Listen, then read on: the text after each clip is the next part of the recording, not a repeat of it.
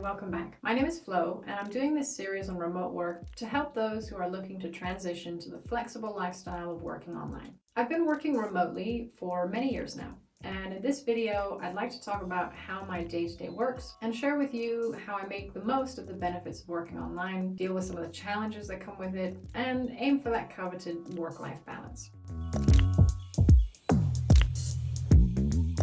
So let's start by talking about routine, because it's important to have one, even if your circumstances change a lot. That's definitely the case for me. Since I'm often in different locations, a typical day is difficult to define. But there are some patterns that I've stuck with because they work very well. One routine my partner and I have found works really well is starting our day all together by doing some exercise, ideally outdoors. It can be anything active: running, biking, swimming, a modified workout circuit, some yoga at the park. We don't always all three do the same things, but we are together. It's something I can highly recommend if you have kids because it checks some big boxes. It gives you that great physical and mental boost first thing, which is as important for us adults as it is for kids. And starting the day with that quality family time makes it easier for your kids to respect the times when you have to work. After that morning period, I'll generally excuse myself and get straight to work. That's because I know my peak productivity time is in the morning. So I'll grab a coffee, jump into whatever project requires the most focus or creativity right away. If you haven't already, I suggest taking time to identify your peak productivity hours. Then, with the flexibility of working remotely, you can plan your day around it. I'll generally have a list of priorities and knock them out one by one, but I also give myself room to follow inspiration when it strikes, letting myself get into that writing flow. So while I have no fixed days or hours for work, I do set dedicated work time for myself. Once I'm at my desk with the door closed, my family knows I'm in work mode, and I'll stay focused until it's time for a break. Breaks are something I really value. If I start feeling a little brain dead or just tired of being at the computer, I'll walk away. Sometimes it's 10 minutes, sometimes an hour or more. But when I return to work in the right frame of mind, I'm always more productive. At the same time, there's a definite difference between a productivity break and a distraction. So something I can recommend is making your work breaks screen breaks as well. I sometimes have no choice but to do this because too much time at a screen or a desk can give me headaches or even back pain. But I found that getting away from your screen, either to spend time with people, like how you might have a coffee break or a water cooler chat at work, or to do something hands-on, like a bit of exercise or even some chores, really works well as a mental break. Plus, you won't risk getting sucked into social media and losing a lot more time than you intended.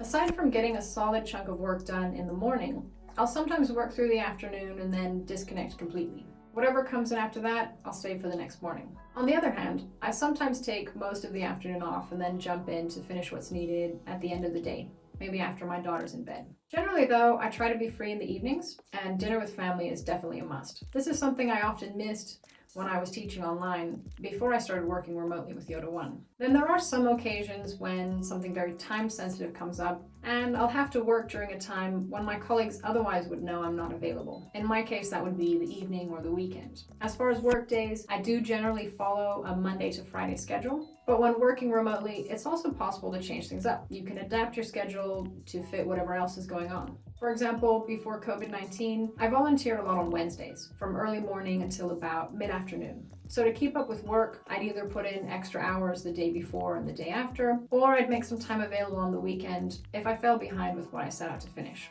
So if you want to mix up your work week, I'd recommend keeping your team abreast, making sure they know you'll go the extra mile to make up for any time when you'd otherwise be available. I've definitely been taking advantage of the freedom to travel that comes with working remotely. Having grown up as a bit of a nomad, I often find myself on the move, either for family trips and vacations or just to relocate. So how do you find time to travel while keeping up with work obligations? The technique I use is similar to how I handle my flexible work week, just on a broader scale. So let's say I'm going to spend a week or two in a different country. Of course, I'll want to have as much time as possible to enjoy the trip, but I also have to be realistic and keep up with work. So first of all, I'll let my coworkers know pretty much as soon as I do what I'm planning, and I'll ask if they can give me a heads up on upcoming projects so I can work ahead as much as possible.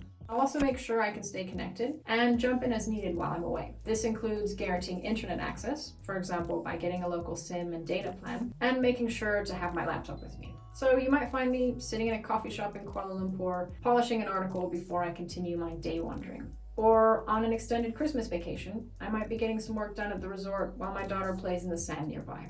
When working remotely, you get to live anywhere you like, but it also very likely means dealing with multiple time zones. When it comes to big time differences, for example, between Europe, the Americas, and Asia, the first step is making sure people know when they can expect you to be around. I'll set a window of time where I can collaborate live, which might have to be first thing in the morning or late in the evening, and then I'll adjust my schedule accordingly. I'll also update my status in the work app we use, making sure people know where I am and when I'm going to be available in their time zone.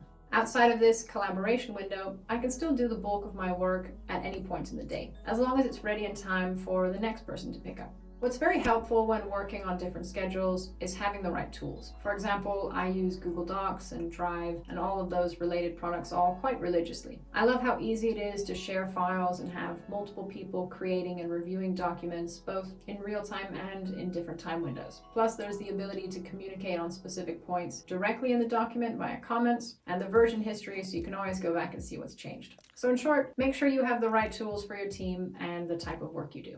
And that about covers it. Some key takeaways: make sure people know when you're available and when you're not. Be clear on your boundaries with yourself, your family, and your coworkers. When you want to take advantage of your flexible schedule and take some extra time off, give your team a heads up and make sure they know you'll go the extra mile to stay on top of your responsibilities. It's not always easy to work remotely. There are some obvious challenges, such as communicating well when your colleagues aren't right there with you, or setting boundaries for yourself and balancing time with your family. We'll talk more about this in upcoming videos, and I'll share some other top tips for making your online career work. Thanks for watching.